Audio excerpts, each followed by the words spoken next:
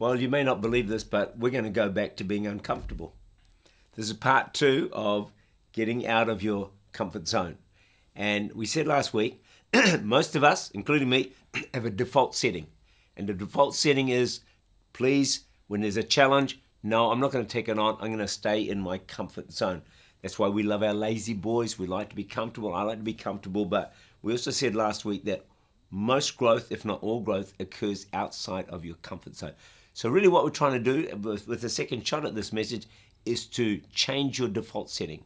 Change my default setting so I embrace challenge. I embrace getting out of my comfort zone. I'm willing to lose sight of the shore, as it were, in order to discover new lands. If we can capture this, it'll change our lives forever. So do something every day or often that stretches you. We said last week, make that phone call. Forgive that person. Get to a prayer meeting. Invite someone to church. It may be a new challenge, but it's a good thing to embrace. So let's go back to Matthew 14. The fourth watch of the night, Jesus went to them walking on the sea. When his disciples saw him walking on the sea, they were troubled, saying, it is a ghost. Further on, Peter says, Lord said, it's me. And Peter said, Lord, if it's you, command me to come on the water. And so Jesus says, come. Peter walks on the water, sees all the wind, gets boisterous. He begins to sink, and Jesus rescues him. But Peter, the thing about Peter, the beauty is he got out of the boat. He wasn't a boat potato, wasn't a couch potato. He got out of his comfort zone and walked on water. None of the others walked on water.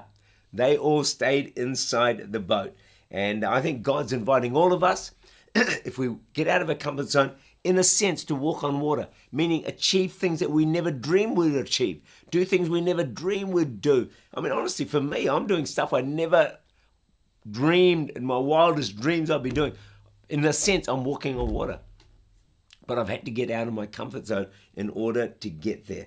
Now, we said last week, we're not talking about people taking crazy risks, doing something dumb and stupid, go and spend a whole lot of money when you shouldn't, or, I don't know. There's a lot of dumb things we can do. Get some good counsel. Remember, Peter heard the voice of God to get out of his comfort zone in a significant way. But when it's a lot of minor things, you don't need to hear the voice of God. Like going to a prayer meeting, like giving generously, like inviting someone to church. Now imagine how Peter felt having walked on water. How would you feel? You walked on water and everyone else, they just sat in the boat. Peter was never the same person again. Locked in his memory was enjoying the supernatural power of God and walking on water. He would never or could never settle for life in the boat again. He could never settle for staying in his comfort zone because he discovered what happens outside of your comfort zone. My guess, and I don't know this, but Peter took every opportunity to talk about the day he walked on water. So maybe one of the other apostles might have been saying, I've been just out there and, I healed this sick person. Peter will probably come back and say, yeah, that's great, but hey, have you ever walked on water? Oh, no, he would shut everyone down. Well, I mean, look, I don't know what Peter was like, but hey, if I was Peter, I'd be telling that story. I'd be telling my kids, my grandkids, my great-grandchildren, and I'd tell them, hey, guys, remember to pass it on to everybody that you know, that your great-great-great-great-great-granddad, he walked on water. Hey, look, I don't know what happened there, but there you go. Some people criticize Peter because he began to sink. Yes, but he is the only one who actually walked on water, the only one who got out of that comfort zone. The others stayed in comfort and missed the opportunity of the lifetime. They could have all walked on water, I reckon.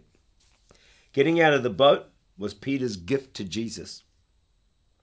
The experience of walking on water was Jesus' gift to Peter. Jesus is calling us all to get out of the boat, out of our comfort zone, and offer a gift to Jesus. Not to the church. Offer a gift to Jesus.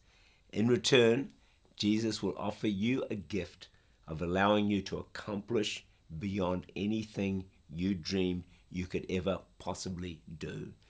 Getting out of your comfort zone is the pathway to growth and the pathway of being the person, the wonderful person, the gifted person God has called you to be.